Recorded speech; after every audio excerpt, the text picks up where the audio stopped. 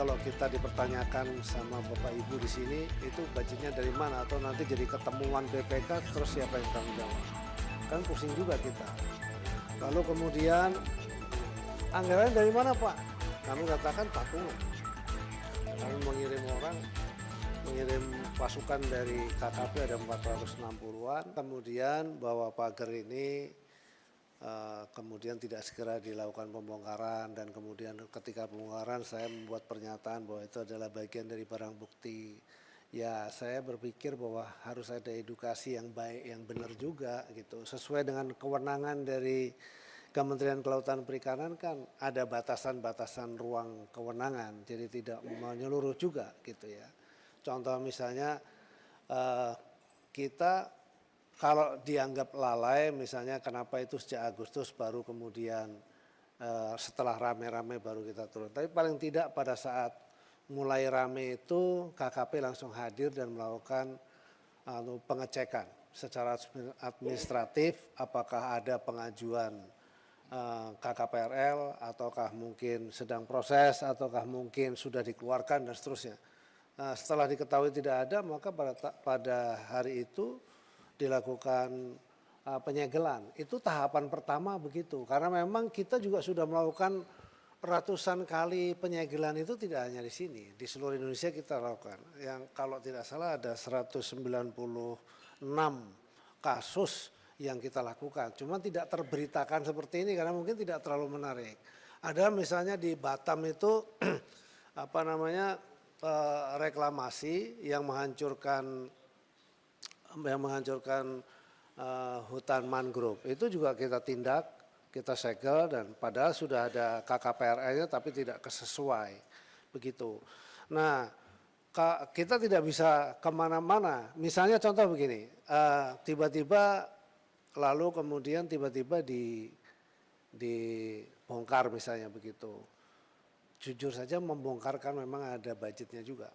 Lalu yang kedua, nanti kalau kita dipertanyakan sama Bapak Ibu di sini, itu budgetnya dari mana? Atau nanti jadi ketemuan BPK, terus siapa yang tanggung jawab? Kan pusing juga kita. Lalu kemudian kalau belum ada keputusan, karena nanti keputusannya itu kalau begitu ditemukan siapa yang memasang dan kemudian ketahuan, selain denda juga dia harus membongkar. Begitu, yang bersangkutan harus membongkar, bukan kita yang membongkar gitu lah. Itu salah satu. Cuman gimana ya, netizen kan seperti tadi yang Bapak sampaikan di ujung sana mengatakan, loh kok dibongkar dilarang, kok nggak boleh. Padahal kan harus juga kita edukasi secara hukum. Kan negara ini kan bukan yang asal-asalan, ada hukumnya juga begitu loh. Jadi siapa yang melakukan itu tanpa bertanggung jawab, kemudian kita harus meminta bertanggung jawab. Kalau sudah tidak ada buktinya kan sulit. Bisa, bukti itu bisa melalui foto, bisa melalui video, ya bisa juga gitu. Tapi sekali lagi itu ada anggaran juga untuk melakukan itu semua. Oke, tapi kemudian kami menganggap bahwa kemarin secara bersama-sama, jadi kami berkoordinasi dengan Angkatan Laut, lalu kemudian kami menyatakan bahwa jangan hanya sendiri tetapi semua. Ada dari kepolisian juga, ada dari Bakamla, kemudian ada dari KPLP, ada dari kami, ada dari Menteri ATR, karena kebetulan Menteri ATR juga di situ ada juga kasus sudah diterbitkan HGB saya nggak tahu di wilayah sebelah mana, itu nanti saya jelaskan soal itu.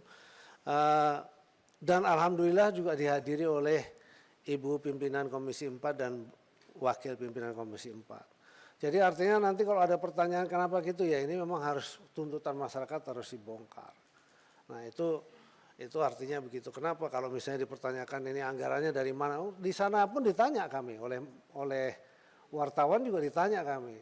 Anggarannya dari mana Pak? Kami katakan patungan. Ya, kami mengirim pasukan dari KKP ada 460-an.